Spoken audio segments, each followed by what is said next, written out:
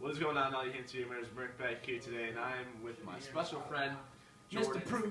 ProoFy Cannon, and today we're going to talk to you guys about, he's flicking his fingers over there. Today we're going to talk to you guys about Gfinity. Gfinity is a 16-team tournament, 16 of the best teams in the world, I would say. And today what me and Jordan are going to do is we're going to break down each group. Battle V versus NA. Right. So there's the European North American battle, and we're going to start with the first group, which is Team Caliber, Ozone Giants, and Fuse and Optic Gaming. I think this is one of the most challenging groups there is, with two North American teams, Team Caliber and Optic Gaming, and then you got Fuse, the top dog in the EU, and then the Giants are pretty much like they can be the black horse. They can either show up or just get destroyed. All right, so let's make predictions on this. I think we all agree in this house that it comes down to Team Caliber, Optic Gaming, and Infused. Obviously, Infused switched up their lineup because Josh is too young, and they picked up Excellency or Nick. And that's the case for a lot of the EU teams too. Right, like Epsilon doesn't have MerK, stuff like that. But you know, I think if Infused can pull out a win, either on Team Caliber or Optic, they can go through.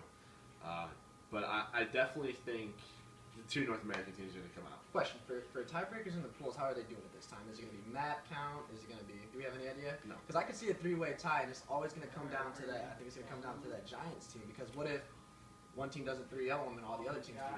You never know like how it works with pool play. So, I mean, if it's going by map count, you could definitely see a crazy three-way tie, or even just win count, it could be a three-way tie. If Giants can't take a win off any of these teams, and each team beat each other in a weird way. Right. So I'm really interested in seeing that pool too for that reason. Right. So if you guys don't know, pool play is there's 4 teams in each pool, and the top 2 advance to an 8-team single elimination bracket, which will be played on Sunday. Saturday is all pool play. And in the past, pool play has always been crazy.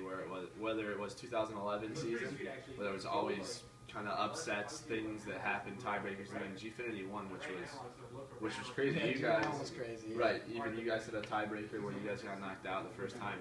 So I think pool play is always insane because, you know, if a team slips up one match or even a few maps, like you said, that could be the tournament just for them. Simply not being warmed up and not preparing yourself for that first game can screw you in the long run. Right. So Group A would definitely go into both North American teams. Is that your prediction? Yeah, TK or Optic Gaming, I think is going to come out of that. Or I think they're both going to come out of that pool. So. Right. All right. Group Bravo is Inferno, Killer Fish, Team Epsilon, and Complexity.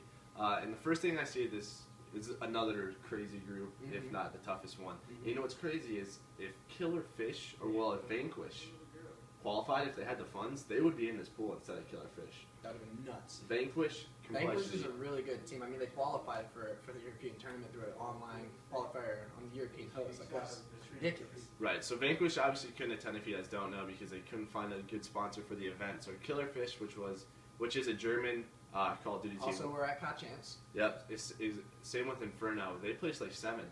Inferno. So obviously Inferno's good. They're an Italian team. But I gotta give it to Epsilon and Complexity. Yeah, I think those are the fan favorites for Group B as well to come out of there. I think again there could be a slip. S&D, who knows? Complexity's S&D has often looked a little sluggish. I mean, obviously they won tournaments, but you know, strictly their hard point was just massive in all the tournaments that they played. But they can, you know, who knows what these teams can do in S&T. If they could pull up and just take a map off of them, it can leave an open spot for a team like Inferno to come through and win. So right, actually, if you have no prior knowledge, Killerfish and Inferno are both known for like their S&D. Exactly. So it's gonna be pretty crazy on that group. All right, we're gonna go on the next one. Charlie Group, which is ours, Team Enigma, Team Millennium, TCM, and us. This is kind of like the European pool plus us. I mean, I think these are some of the best European teams with TCM and Millennium, which is a French team, and then Enigma, which I guess is a Swedish team. I have not seen Enigma play. I've seen TCM play. I've seen Millennium play. I've not had a chance to check out Enigma, but obviously we're not taking any teams lightly at this tournament, so it's gonna be a tough pool. I mean, TCM they came out strong in G1. Right, they played second. Yeah, they beat Optic. They beat Impact. They beat us. They beat you guys. They beat some of the best teams in the world. Obviously, they don't have Monksy, who was considered one of their best players, and they replaced him with Moose. Moose, I remember him from MW3, but I don't have much player knowledge on him. And then Team Enigma, we don't really know much about. That's the thing with North American and European teams is it's really hard to study up on European teams because they don't have much content. Exactly. A lot of people don't stream. I think the only people that really stream is like Marky B, but It's not we're many so screens. used to NA teams' play styles where we're like we know what to counter with this team, what to counter with that team. Right. But when you play these teams, it's pretty much just finding our comfort zone and just playing our game at that point because we really don't know what to expect from them or how they play. For example, like complexity. Say for example, they don't use flakjack and we're pulling out nades and we're just launching them. Or if another team uses a surplus amount of flakjack, we're throwing tacticals at them, EMPs as much as we can. It just depends. We know how American teams play. European teams don't know what to expect. We gotta have everything. Right, so I'm not going to make a prediction on this pool. I I don't obviously like making predictions on myself either. So I expect us to get out, but again, it's a tournament. Who knows what's going to happen? All right, last group, Delta group. I think the toughest group: Curse, Vitality, Aware, and Unite.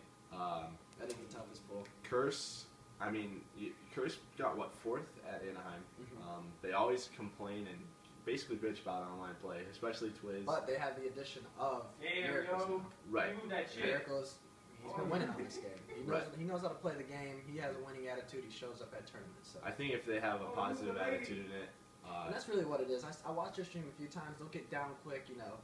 Miracles is just holding what he wants to say. He doesn't want to let it out on him and just kind of hold it in. And a few times I'll see him let it out, which is good. They need to talk about their problems. They need to not, you know, dwindle on little things like that. They need to just get over it and play.